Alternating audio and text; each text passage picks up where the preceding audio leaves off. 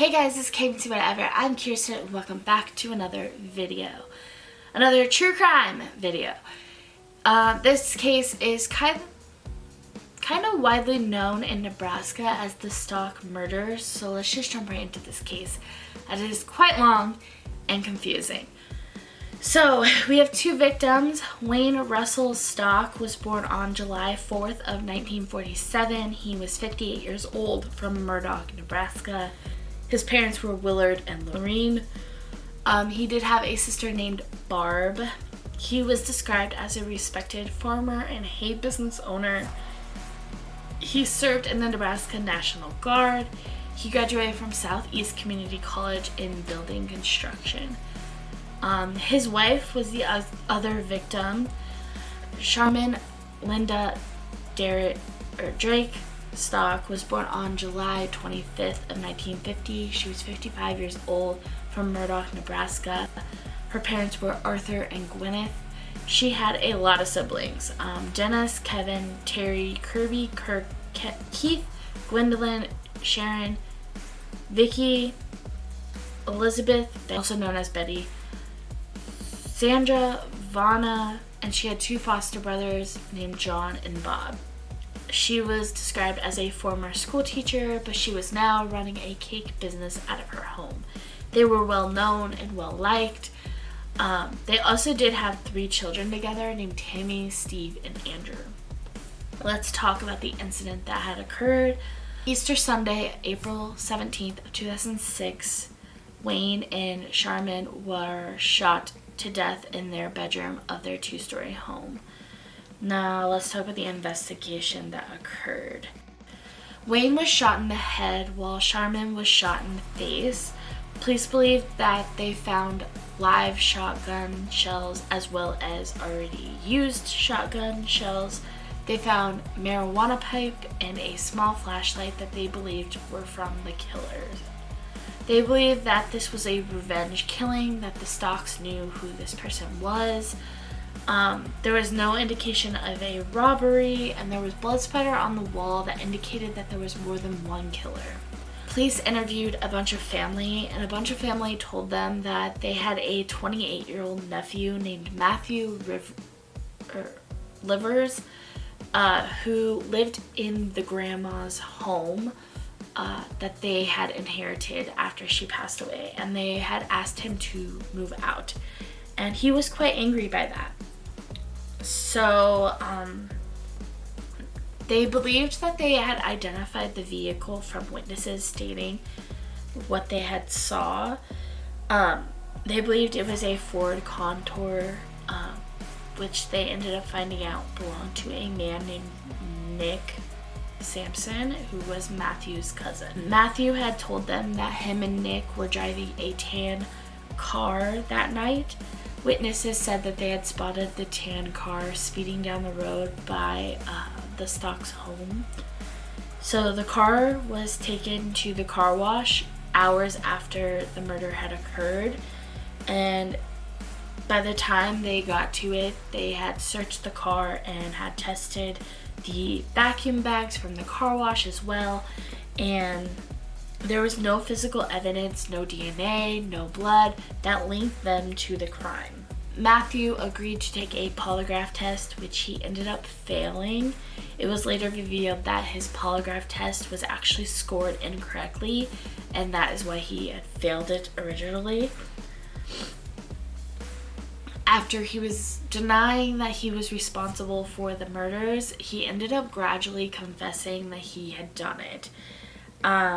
He implied that him and his cousin did it together. He said that he blew her face and then he blew his uncle's face. Nick also took a polygraph test and he failed due to not answering every question without a lawyer. So the police ended up sending a CSI investigator named David Kofo. He was famous in Nebraska for finding evidence that a lot of people had missed. So they sent him to look at the vehicle, and he did that, and he ended up finding a small drop of blood that belonged to the Stocks in the car. At this point, Matthew and Nick were both charged with murder.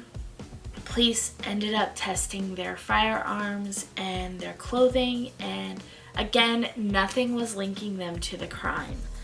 The marijuana pipe, they tested the DNA in it, and it did not match either of the boys. And a gold ring was found on the kitchen floor that did not belong to Wayne, Charmin, or any of the family or friends. And they didn't belong to Matthew or Nick as well. This DNA on the ring did not match either one of them. And so this ring is kind of the biggest puzzle of the whole case. And it's actually the piece of evidence that blew this case kind of wide open for them. They found an engraving on the ring that says, "Love always, Corey and Ryan." They also found a jeweler's mark on the ring, because every piece of jewelry has that. And they ended up linking it to a company that was in New York State that was actually going out of business. And when they called them, that was the very last day that there was going to be anybody at the business, because they were cleaning it out. They ended up finding out that the ring had belonged to a man named Ryan from Wisconsin. When they started to look into Ryan in Wisconsin, they had found out that the ring and his red truck was stolen 2 days before the murders took place. A young couple was in custody that believed to have stolen the vehicle, and had done a multitude of multi-state crimes. It was 17-year-old Jessica Reed and her 19-year-old boyfriend, Gregory Fester II. Fester and Reed ended up saying that they had went through the window, and Fester actually opened the door for Reed to come in. They had heard snoring upstairs, so they went upstairs to the room and they turned on the light, and Fester shot Wayne in the leg, and then Reed shot him in the right eye, because they were struggling for the gun.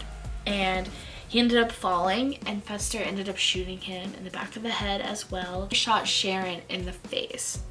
DNA was found on the ring, confirmed to be Reed and Fester's DNA, as well as blood from the murder.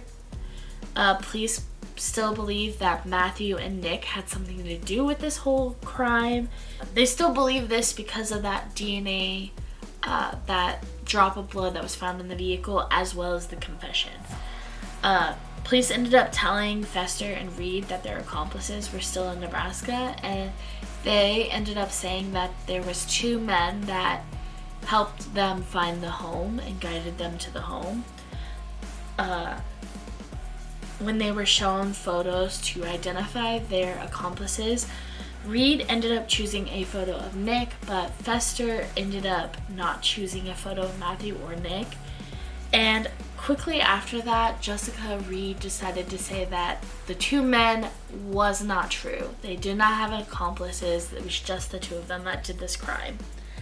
The DNA did end up matching Fester and Reed, and police had found matching shotgun shells, bloody clothes, and a diary entry describing the murders from Reed. Jessica Reed and Gregory Fester II were charged with 2 counts of second-degree murder. So let's jump into the trial. Trial is very simple. Gregory Fester pled guilty to 2 counts of second-degree murder. He was sentenced to life in prison for each count. Jessica Reed pled guilty to the 2 counts of second-degree murder, and she was also sentenced to life in prison for each count. So the aftermath, Nick got out of jail after being in jail for 6 months, while Matthew was in jail for 7 months. Their charges were dropped. They ended up filing a civil rights lawsuit against the authorities. The lawsuit dropped the sheriff because the sheriff made a public apology to Matthew, but the Douglas County reached a settlement for Matthew to receive $50,000 and Nick to receive $75,000. They also got awarded a $5 million judgment against the St. Paul's Travelers insurance company. The CSI lead investigator, David Kofod, was arrested after Matthew and Nick were found to not be involved in the case at all. He was arrested for Class 4 felony of tampering with evidence. He was sentenced in 2010 for a year and a half in jail. And in 2014, a book was released called Bloody Lies by John. But that is the whole case. That's crazy. I'm gonna leave you here with some photos of their life, and if you like this video, give it a thumbs up, comment down below what case I should do next, and subscribe if you haven't already to turn on that bell notification so you're notified when we post every single Tuesday, occasionally on Fridays when I feel like it, and every other Saturday for True Crime Saturday. This is KMC Whatever, and I'll see you guys in the next video. Bye!